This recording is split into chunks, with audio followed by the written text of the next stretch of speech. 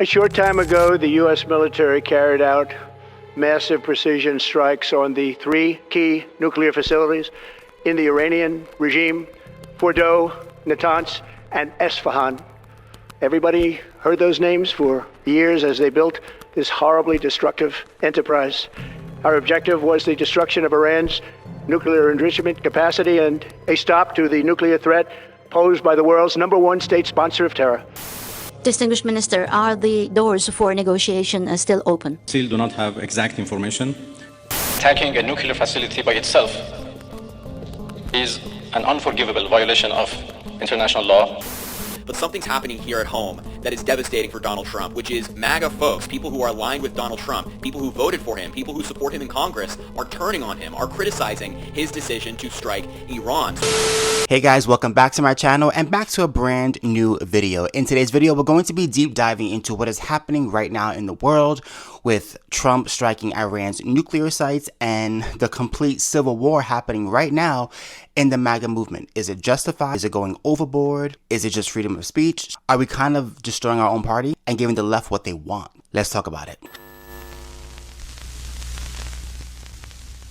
So I'm sure, as you guys are aware, unless you're living under a rock, this past Friday, Donald Trump decided to strike Iran's nuclear sites in a very strategic military mission to disable their nuclear program. And the world went kind of cray-cray. You have people who are happy about it, who feel like, listen, a disarmed Iran is a better world for the rest of us because Iran having nuclear weapons or having the nuclear possibilities of bombing somebody one day is scary and dangerous, considering they are a terrorist country, a terrorist funding state. And that is just a fact. Not an opinion, a fact. And then you have people on the other side of the coin saying, oh my God, this is horrible. We're going into World War III now. This is the start of it all. You know, what happened to ending the forever wars? What happened to America first? You have people on the left, of course, criticizing Donald Trump and calling for his impeachment, like AOC. But then you also have people on the right, people who were once supporters of Donald Trump, completely turn on him in 24 hours. I mean, I'm talking about people with very big platforms literally saying, I regret my vote for Donald Trump. And you have people like Candace Owens calling Donald Trump unhinged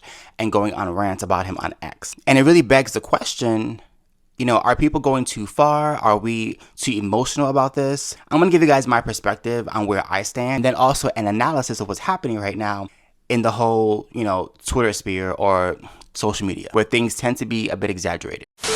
So for those who don't know my history, I voted for Donald Trump for the first time in November. I was a never Trumper, somebody who could not stand Donald Trump. The sound of his voice annoyed me. And pretty much, I was one of those TDS people who just blamed Trump for everything. If it rained, it's his fault. That was my perspective back then because I was so uninformed and I was just fanatical, pretty much, against Donald Trump. And my perspective has changed a whole lot starting in 2021 when I started changing my platform and doing more political commentary. I started doing more research. I started realizing things are not as they seem. I saw how crazy the left was, and my perspective changed. And for the first time, I voted for Donald Trump in the last election. So I'm not somebody who is a Trump loyalist or somebody who voted for him 3 times in a row or somebody who is just blindly loyal to MAGA. I'm relatively new to the movement, only been in for a couple of years now. And so you couldn't really characterize me as somebody who is just blindly loyal. And the reason why I'm saying that is because I know that when I give my full opinion, people may assume that or assume that I'm just being a loyalist and, you know, blindly following somebody even when they're wrong. And that's not the case. Because trust and believe, I have never been afraid to criticize anybody, including Donald Trump in the past. Just look at my old social media. I'm sure it's still out there somewhere. Like I said, a nuclear Iran is not an Iran that we want. So I'm having a hard time understanding how people can be so upset over the fact that Iran has been disabled when it comes to their nuclear program. Donald Trump did not bomb cities. He didn't bomb innocent people. He bombed a nuclear site. It was an actual military mission that he completed. Somehow that's getting interpreted as this is a declaration of war. I don't believe that. Now, did I want us getting into any kind of aggression with Iran? No, I did not. I'm definitely a no war person because I know what forever wars look like. Okay, I was gonna age myself here, but I was about 19 or 20 when, for most of my entire adulthood, we've been at war with Iraq and Afghanistan. It just only recently ended. So I understand, trust me, I understand what it's like to be in a forever war that is unjust, because there were no weapons of mass destruction, and getting rid of Saddam Hussein, as horrible as he was, made way for ISIS to grow in that region. So it definitely had negative effects that we don't like. That being said, this is a very nuanced situation, and Iran and Iraq are very different. Iraq had no WMDs. We know Iran does. They literally have a nuclear program. It doesn't get more black and white than that. I voted for Donald Trump because I believed in his vision for the country. Does that mean I'm always going to agree with Donald Trump? No. That would be living in a cult. Donald Trump is not perfect. Donald Trump is human, and he definitely should be open to criticism because he's no different than you or I. So I understand that, and I get that. Trust and believe.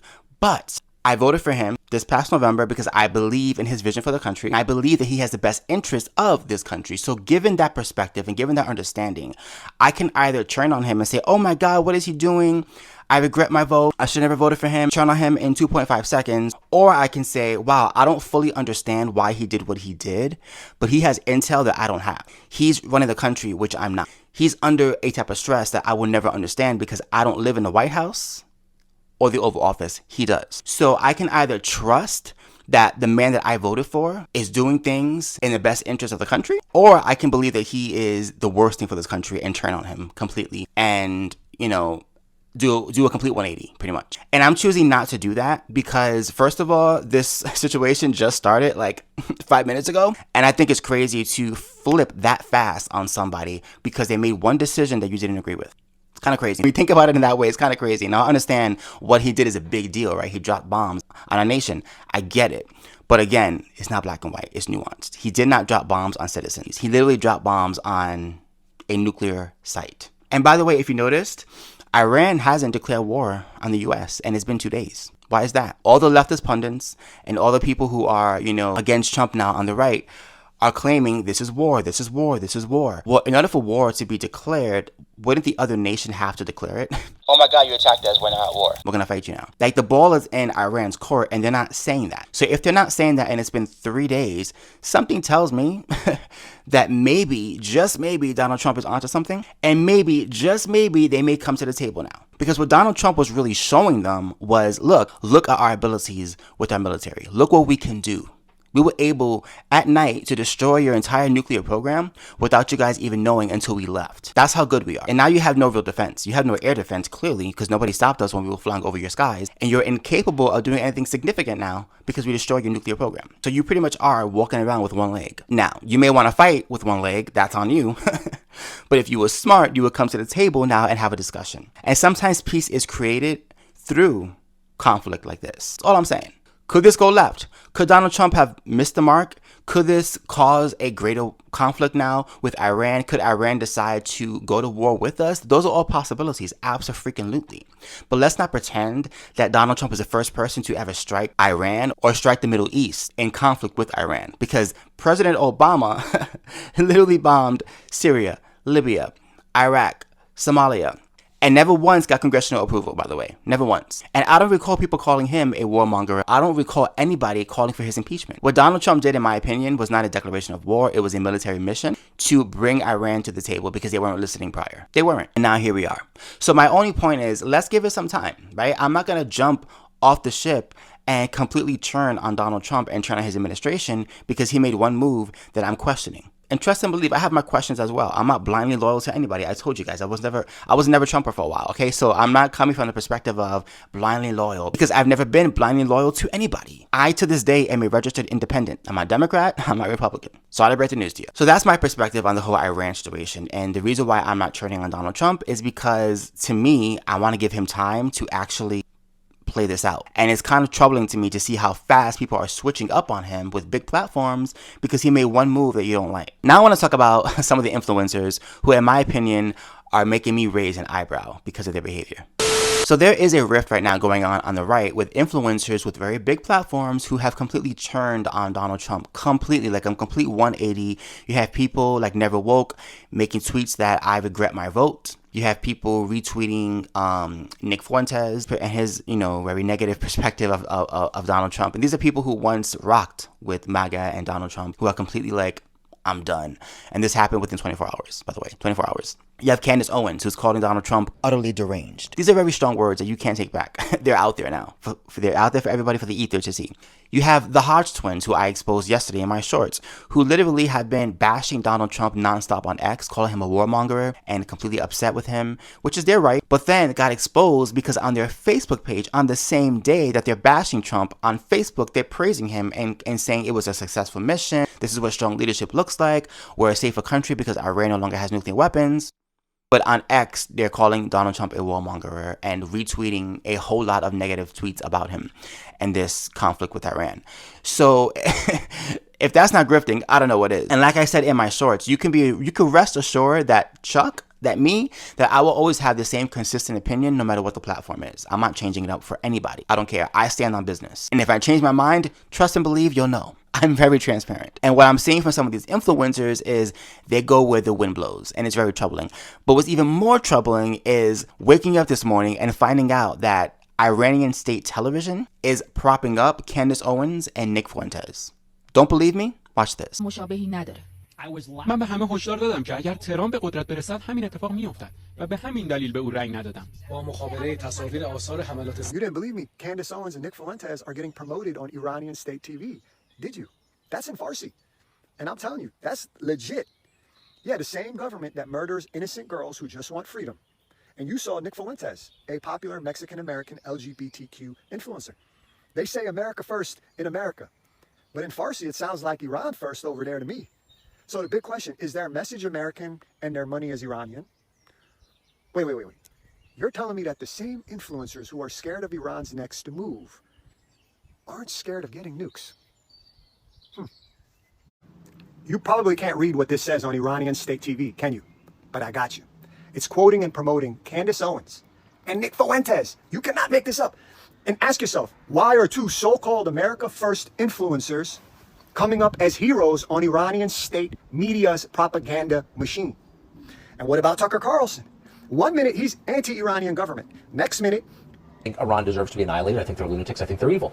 Oh, he visits Qatar and suddenly Iran's a teddy bear. What a coincidence, Tucker. I guess we can just follow the money. It all makes sense, doesn't it? And Candace, you're a mom, a woman. How can you support Iran's government that murders teenage girls like Nika? All she did was protest. She was 16. What if it was your daughter? Do you think Americans are this stupid that none of us will ever see what's on Iranian TV screens? That we won't notice which side you're actually on or getting a paycheck from? This isn't America first. This is Iran first, wearing mega hats. Now look, you can have your opinion and you are entitled to have your opinion. I would never take that away from anybody. That is your right as an American and as an individual with your own brain cells and your own mind. But if you are being used by Iranian television, Iranian state propaganda television, and they're using your face, your tweets, your words, they're playing your videos, I would take a step back and say, whoa, wait a minute. What's going on here? Iran, the government that oppresses its women, real oppression, Whoopi Goldberg, real oppression, the government that literally funds terrorism around the globe. Okay, they fund Hamas, the Houthis, ISIS, every Palestinian pro-Hamas group. They were behind October 7th. They were the ones that funded Hamas to go into Israel and kill and murder over 1,000 Jews. Like, this is the country that is now propping you up as their pillar of light. I'm sorry, but if Kim Jong-un starts retweeting me and starts playing me on his state television, I'm taking a step back. That's all I'm saying. That to me is crazy, and it's also very scary. And I don't know. I mean, I'm looking at the left right now, and they're enjoying what's happening right now because A, they get to attack Donald Trump, so yay for that. And they also are looking at what's happening on the right and how people are just completely turning on each other, and Donald Trump is a dictator now. And they're watching it with glee. They're smiling, they're laughing, they're enjoying the show because people are having emotional, unhinged reactions without giving this time to actually play out. Chill. Chill out. Like you sound and look like the woke left, which is where the woke right term comes from. Like, you're not giving this time to play out. And clearly you have no faith and trust in the man that you elected to be president. Like, you voted for him. Have some faith. That's all I'm saying. Give it some time. Relax. Breathe. We're not at war with Iran. Okay? Like, strikes on countries have happened many times by other presidents. This is not unprecedented. Don't listen to what the woke left is saying as far as, oh my God, this is unprecedented. Oh my God, impeach him. Oh my God, he didn't get congressional approval first. Like I said, Obama, Case closed. And I'm waiting for Hillary Clinton. I'm waiting for Hillary Clinton to put out her anti-war, anti-strike on Iran tweet, because she said this. This is what she campaigned on. I want the Iranians to know that if I'm the president, we will attack Iran. Whatever stage of development they might be in their nuclear weapons program in the next 10 years, during which they might foolishly consider launching an attack on Israel, we would be able to totally obliterate them. That's a terrible thing to say, but those people who run Iran need to understand that, because that perhaps will deter them from doing something that would be reckless, foolish, and tragic. But now that Trump does it, it's a problem. Yeah, this is called political theater, folks. Political theater. And let me just say this. I'm not against Candace Owens. I don't dislike Candace Owens. Do I agree with her with what she's doing? No, I don't. I think that she's going, way too far with her accusations, and not enough stuff has played out to have these strong opinions. But she's entitled to her own opinion. Completely entitled to it, and I'm not canceling her. I hate cancel culture. It's okay to say I disagree, and I still respect the person. She has every right to state what she wants to state. All I'm saying is, can we please take a little bit of a breather versus going off the edge? Because once you say things and put things out there, they're there forever. But like I said in a different post, you can like Dave Rubin, who is pro what is happening right now, and he's on the right, and you can also like Candace Owens, who is against what is happening right now, and she's on the right. It's okay to have those two things coexist. Let's not become the left and cancel each other out and stop people from having free speech, because they are entitled to their opinion. All I'm saying is, be careful what you're saying, because once it's out there forever. And not enough time, in my opinion, not enough time has passed for us to have such strong opinions against Donald Trump when this conflict has just started. We're in the first act.